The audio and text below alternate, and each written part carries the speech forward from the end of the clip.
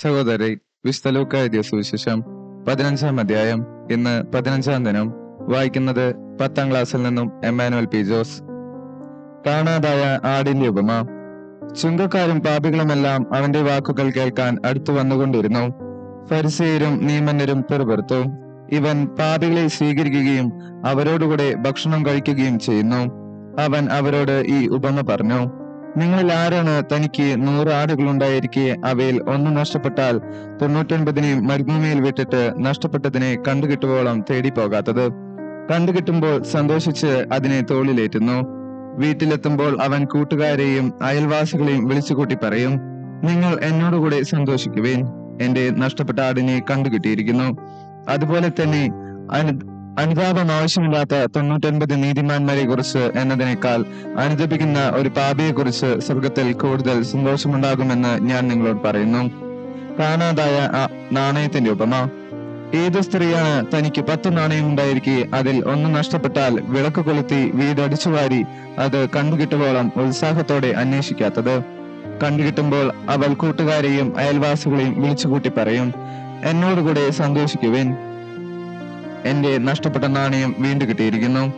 അതുപോലെ തന്നെ അനുദപിക്കുന്ന ഒരു പാപിയെ കുറിച്ച് ദൈവത്തിന്റെ ദൂതന്മാരുടെ മുമ്പിൽ സന്തോഷമുണ്ടാകുമെന്ന് ഞാൻ നിങ്ങളോട് പറയുന്നു. ധൂർത്തപുത്രന്റെ ഉപമ.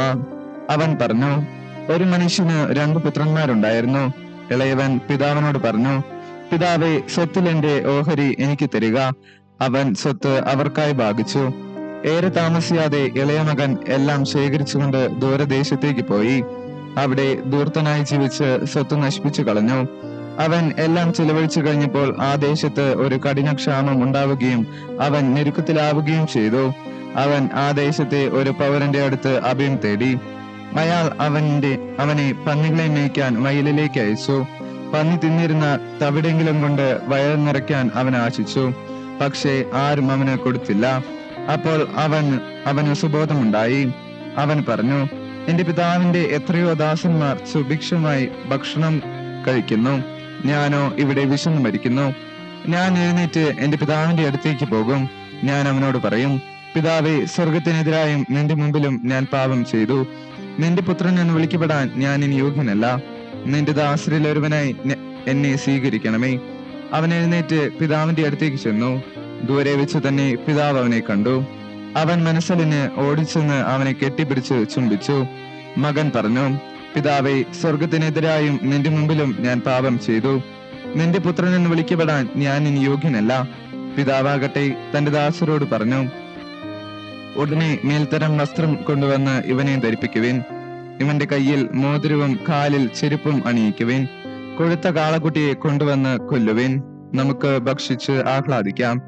എന്റെ ഈ മകൻ മൃതനായിരുന്നു, അവൻ ഇതാ വീണ്ടും ജീവിക്കുന്നു. അവൻ നഷ്ടപ്പെട്ടിരുന്നു, ഇപ്പോൾ വീണ്ടും കിട്ടിയിരിക്കുന്നു. അവർ ആഹ്ലാദിക്കാൻ തുടങ്ങി. അവന്റെ മൂത്ത മകൻ വയലിലായിരുന്നു. അവൻ തിരിച്ചു വരുമ്പോൾ വീടിനടുത്ത് വെച്ച് സംഗീതത്തിന്റെയും നൃത്തത്തിന്റെയും ശബ്ദം കേട്ടു. അവനൊരു വേലക്കാരനെ വിളിച്ച് കാര്യം തിരക്കി. വേലക്കാരൻ പറഞ്ഞു, നിന്റെ സഹോദരൻ തിരിച്ചു വന്നിരിക്കുന്നു. അവനെ സസുഖം തിരിച്ചു കിട്ടിയത് കൊണ്ട് നിന്റെ പിതാവ് കൊഴുത്ത കാളക്കുട്ടിയെ കൊന്നിരിക്കുന്നു. അവൻ കോപിച്ച് അകത്തു കയറാൻ വിസമ്മതിച്ചു. പിതാവ് പുറത്തു വന്ന് അവനോട് സാന്ത്വനങ്ങൾ പറഞ്ഞു. എന്നാൽ അവൻ പിതാവിനോട് പറഞ്ഞു, നോക്കൂ, എത്ര വർഷമായി ഞാൻ നിനക്ക് ദാസ്യവേല ചെയ്യുന്നു. ഒരിക്കലും നിന്റെ കൽപ്പന ഞാൻ ലംഘിച്ചിട്ടില്ല.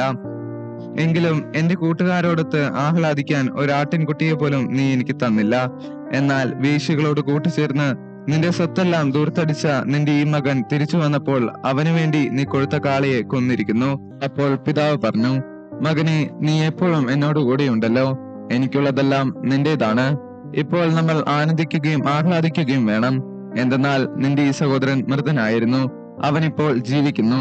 നഷ്ടപ്പെട്ടിരുന്നു, ഇപ്പോൾ കണ്ടുകിട്ടിയിരിക്കുന്നു.